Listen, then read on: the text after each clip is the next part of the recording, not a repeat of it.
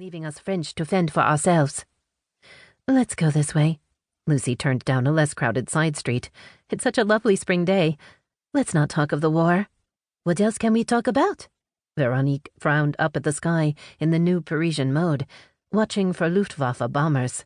At the intersection ahead, a blue-caped policeman carrying a rifle, still a jarring sight, checked a young man's identity card. I wonder if he's a German spy, Veronique whispered, her green eyes enormous. I heard a parachutist landed in the Tuileries yesterday. Lucie smiled at her friend. If every report of a parachutist were true, the Germans would outnumber the French in Paris. We mustn't be disheartened by rumors. In the next block, a middle-aged couple in expensive suits barked orders at servants who loaded a fancy automobile with boxes.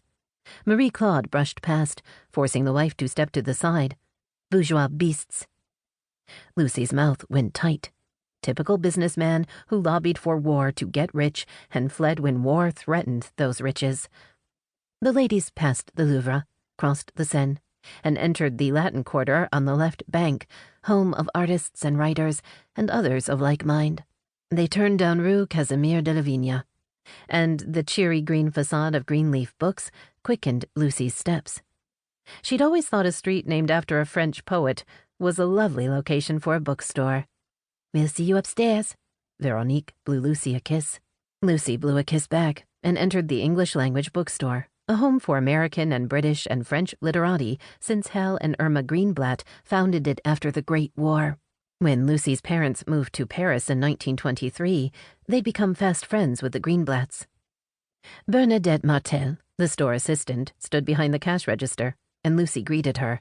Hello, Lucie. Hal peeked out of the back office. Come join us. Okay. She flipped back to English. Why was he in the office? Hal liked to greet customers and help them choose books, while Irma did the bookkeeping and other tasks. Lucie made her way through the store, past the delightfully jumbled bookshelves and the tables which fostered conversation about art and theater and the important things in life. Boxes were piled outside the office door, and inside the office, Hal and Irma stood in front of the desk, faces wan. What's wrong? Lucie asked. Hal set his hand on Lucie's shoulder, his brown eyes sad. We're leaving tomorrow. Leaving? But you can't. We must. Irma lifted her thin shoulders as she did when her decisions were etched in stone. In Germany, the Nazis don't allow Jews to run businesses. I doubt it'll be different here. They won't come to Paris. Lucie gestured to the north, where French soldiers lined the Somme and Aisne rivers. Besides, you're American citizens. They won't do anything to you. Our country is neutral. We can't take any chances, Irma said. We're going to Bordeaux and sailing home. You should come too. Lucie had already told them she'd never leave. But as a Christian, she could afford to remain in Paris, come what may. She could never forgive herself if she persuaded the Greenblatts to stay, and they ended up impoverished. Or worse. An ache grew in her chest, but she gave them an understanding look. You're taking the SS Washington.